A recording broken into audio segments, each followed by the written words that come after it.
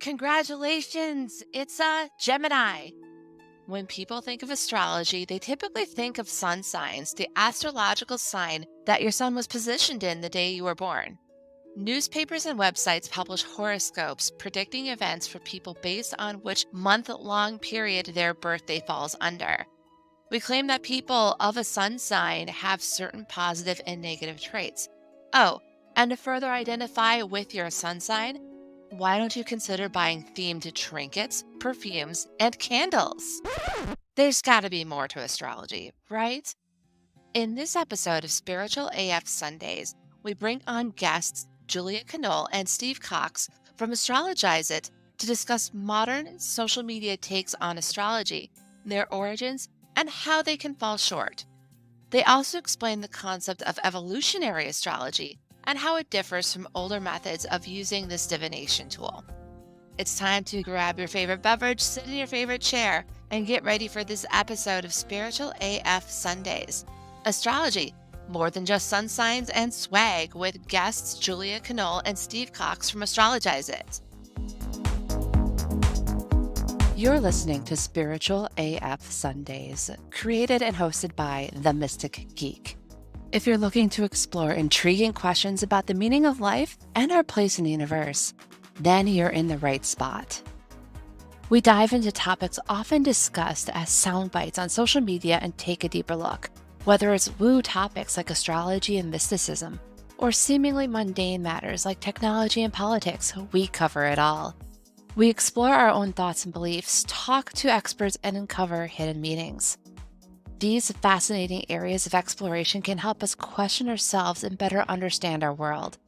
Ready to grow and explore in your spiritual journey? We're glad you can join us. It's time to start your week off by being spiritual AF.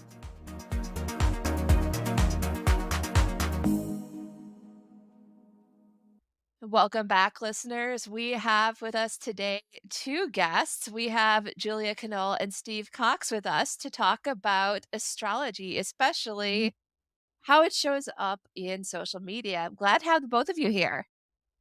Thank you for having us. Yeah, My listeners are curious. Tell us a little bit more about yourself. awesome. Yeah, we are an astrology duo called Astrologize It. We got together a couple years ago because we both have a passion for making astrology accessible for people that are interested in learning more. There's a lot of folks out there that think astrology is cool, but get intimidated by math and a lot of the very esoteric books out there, and our mission is to let people know that it doesn't have to be that hard. You don't have to know everything in order to get started. So, we are very passionate about taking the practical, everyday parts of life, applying it to astrology, and helping people learn that way. Wait, there's math involved in astrology? There's so much math, but now we have these cool things called computers that can math for you. I have astrology friends who have the old school ephemera books, which, for those who don't know, this tells you on what date, what time various transits happen. And they will go with their little piece of paper and they will actually math it out. So, That's yay for amazing. computers doing that all for us. We actually connected during a networking event where you had shared that you have strong feelings about astrology and social media. Tell us more about that. Oh, yeah, we do have some strong feelings about it because astrology is really fun. And a lot of people connect with information about astrology that's like, oh, I am such a Pisces. Oh, I am such an Aries. And then there are all sorts of things on the internet that can give you very stereotypical information about what it is to be an Aries and what it is to be a Pisces. And they're often very funny, but they can be a little bit mean spirited sometimes. To me, it's a little bit more of a parlor trick or party trick where it's just like, oh, this person is such an Aries because they like to do things fast. How does that actually help with any kind of spiritual development? Mm. How can you go to a deeper level or use astrology for self acceptance and love? Yeah, so we and especially those in the more interested in the spiritual side of astrology, it's like we need to go deeper than this. This is not just a like cute little thing. And it's difficult to go deep if you're connecting your identity to it. Yes. So if we're claiming that we are our sun sign, like holy and everything, it's like, well, you're leaving a lot of other parts out. Mhm. Yeah. I know this is a trick question on it. Has astrology always been this way? No, not at all. Astrology has been around for thousands and thousands of years. So, as you can imagine, there's a pretty rich history there. But there is a more recent history around what's called sun sign astrology, which is figuring out and making predictions based solely on your sun sign. I'm a history geek. So, I have some history about like why this came about. And it goes back to the 1930s when Princess Margaret was born in the UK, and it was royal family fever all over the place. There was a guy who was asked to write about what is a Leo because we know the baby Margaret is a Leo. So, what's a Leo? And he wrote this article, and people went crazy for it. So, the newspaper went, oh, we can make some serious money off of this. And this was the birth of widespread newspaper horoscopes. And since in the 30s, most people had no idea what time they were born or didn't have access to looking at a chart, the only exposure they had to astrology was, well, I know I was born on this day.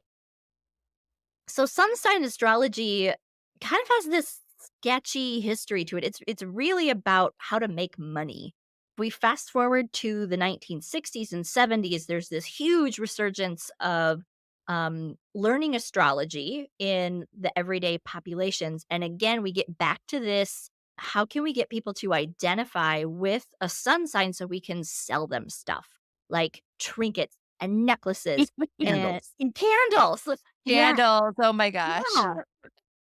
All of the candles. So for a long time, when astrology before this sun sign resurgence, people wouldn't say, I am a Taurus. They would say, I have my sun in Taurus. And so this is something that I feel pretty strongly about. Steve feels pretty strongly about it too. Anytime there's the words I am a fill in the blank, to me, that's a red flag for somebody who's trying to sell you something. Someone is trying to tell you what your identity is. Astrology is full of things where it's really easy to do this. I am a fill in the blank. Nobody knows who you are like you do. There is no astrologer, there is no chart that can tell you who you are. Astrology is a guide for learning more about yourself and asking better questions. But anytime we identify with a stereotype that someone else is telling us, we go down a really sketchy path and open ourselves up to being sold a bill of goods. Yeah, and that's something I've seen and I have taken part of as a consumer. Like my car has a Scorpio decal on it. Yeah, And it's okay. I'm curious, like anytime there's a meme that's out there on which version of core are you or cottage core or whatnot, it's all right, what is Scorpio and does this line up with me? So yes, yeah. yeah, I totally see that fascination with there. It even goes down to what crystals or stones are a good fit for you based on your sun sign and your personality traits that are assumed because of that sun sign. Yeah, and astrology is tricky because it can be a self-fulfilling prophecy type of a thing. Mhm. Like once you know your astrology, are you really making choices based on your authentic feelings or do you know you're a Scorpio so you should do XYZ? That's where it can get dangerous and where it's really good to check in with yourself and think of astrology as a guide instead Mhm. of telling you who you are. Yeah, exactly. I see that also in the business world as well with all the personality tests and profiles they have. Like there's Myers-Briggs, disc assessment, color theory, whatever. There's all these different things that put a label on you, maybe not because of the day you were born, but because of personality traits on a quiz. And then there's that temptation to limit yourself and compartmentalize yourself into those labels versus saying, okay, this shows potential tendencies, but I'm not simply that label. So it Right. feels like this whole methodology is all over the place. It's not just astrology, it's everywhere.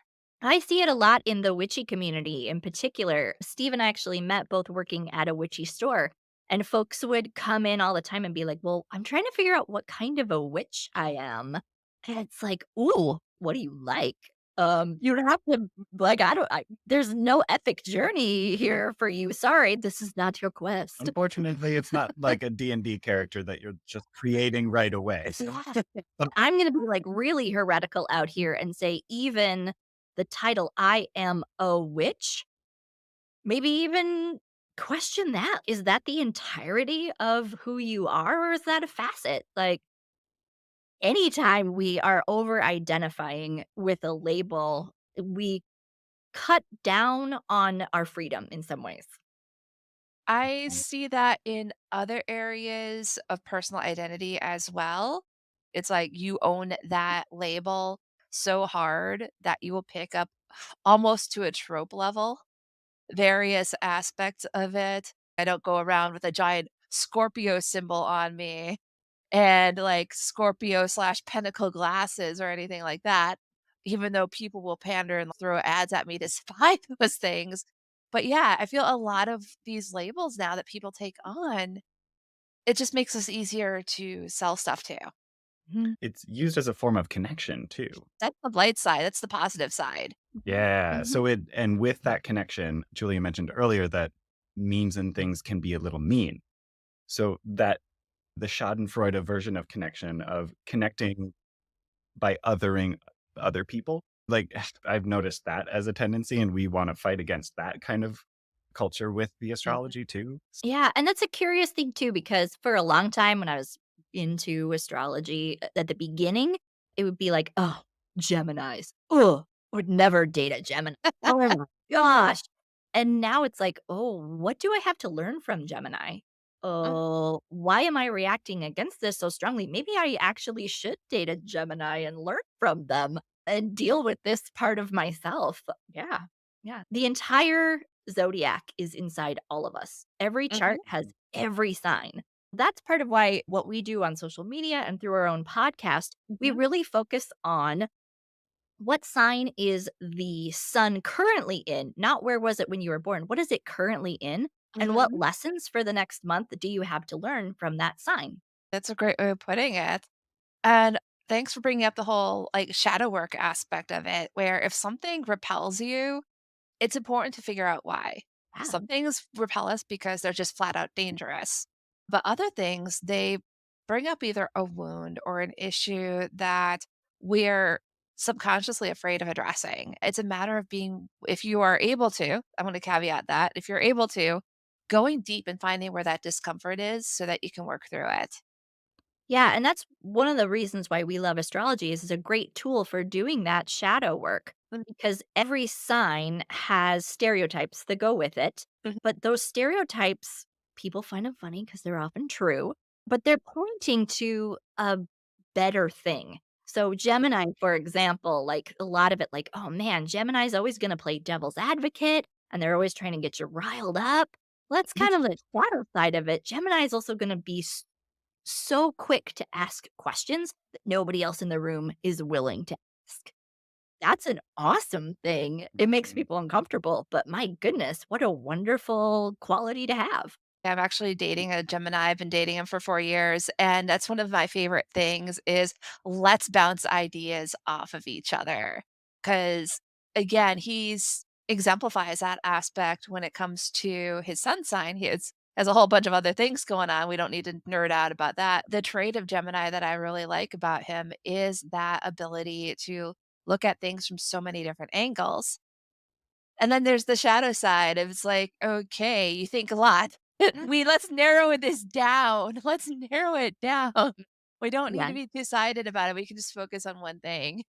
Yeah, Yes. and, the other thing with Gemini, they have the divine right to change their mind. That's what gets people, like, riled up is, like, "You told me this yesterday, like, 2 hours ago even, and then all of a sudden you changed your mind somehow." Yeah, you gave them time to think.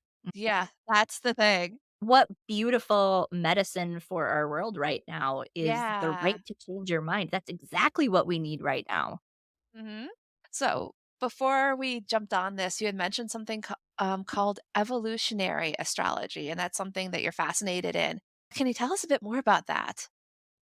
Yeah, evolutionary astrology is a branch of astrology that's more on the modern side. Some of the principles that it has is that the birth chart, the natal chart that's cast at the moment of your birth, is a blueprint for how to do spiritual development.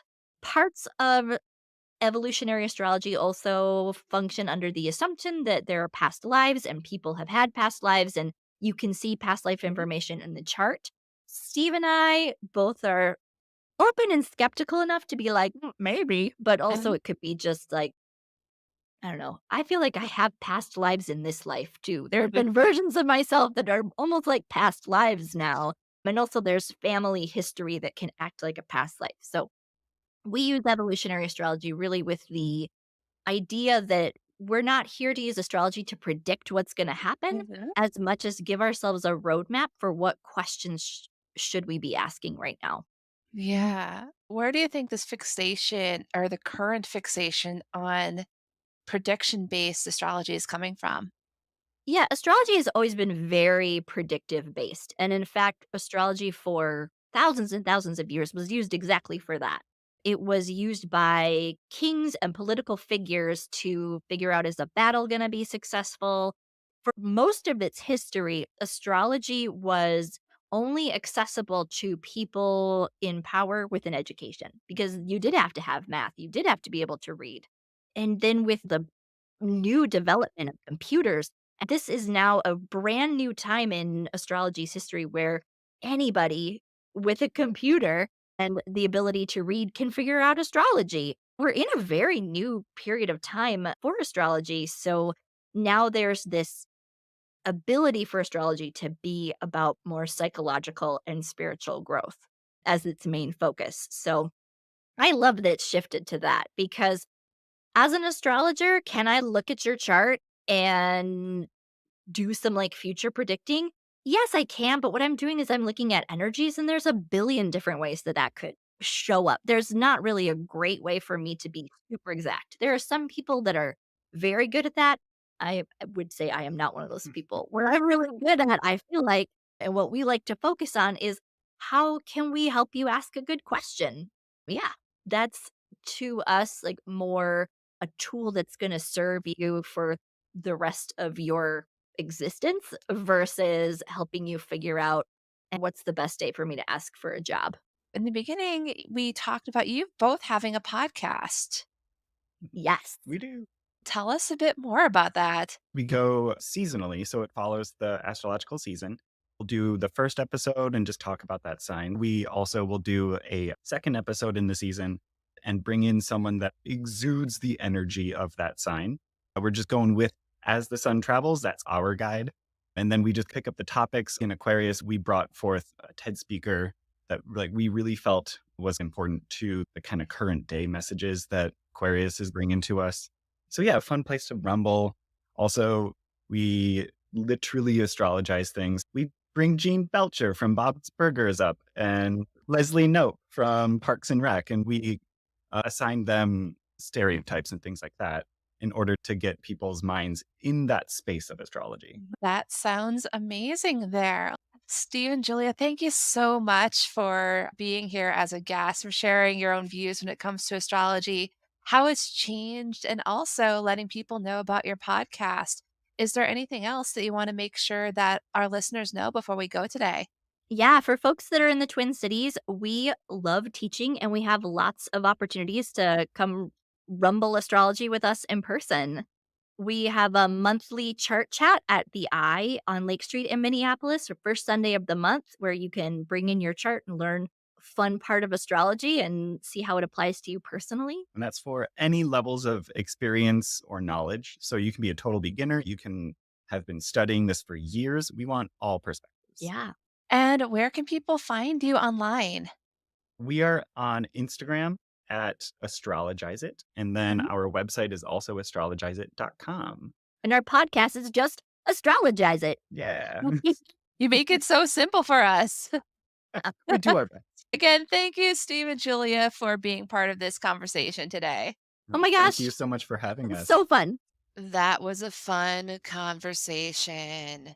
If you want to get in touch with Julia and Steve for an astrology reading, Look up Astrologize it online or check the show notes for their links.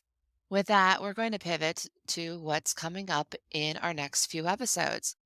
1 week from now, on May 28th, we're bringing on Zach Beach, relationship coach, yoga and meditation teacher, poet, and author, to discuss the importance of self love. On the following Sunday, June 4th, we're bringing on Jay Rooney, publisher of Game and Word, to discuss how spiritual topics are presented in video games. We're going to wrap up today's episode. Remember, you're more than your sun sign, Myers-Briggs type, or any other label that either you've taken on or that's been thrust on you. With that, have a spiritual AF week.